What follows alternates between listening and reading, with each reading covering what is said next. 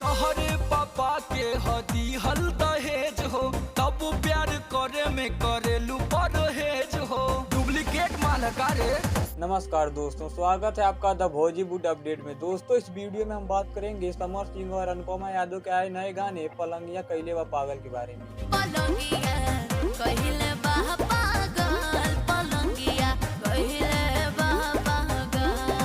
दोस्तों, इस गाने को लिखा है अखिलेश कश्यप ने और गाने में अपना म्यूजिक दिया है श्याम सुंदर ने। दोस्तों, इस गाने को वादी शक्ति फिल्म के ऑफिशियल चैनल पर रिलीज कर दिया गया है। आप जाकर इस गाने को सुन सकते हैं।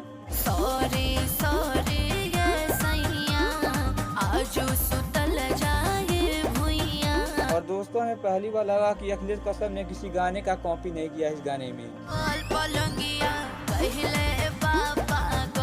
और दोस्तों, वीडियो पसंद आए तो लाइक कीजिए, शेयर कीजिए और साथ ही हमारे यूट्यूब चैनल द बॉलीवुड अपडेट को सब्सक्राइब कीजिए। मिलते हैं अगली वीडियो में।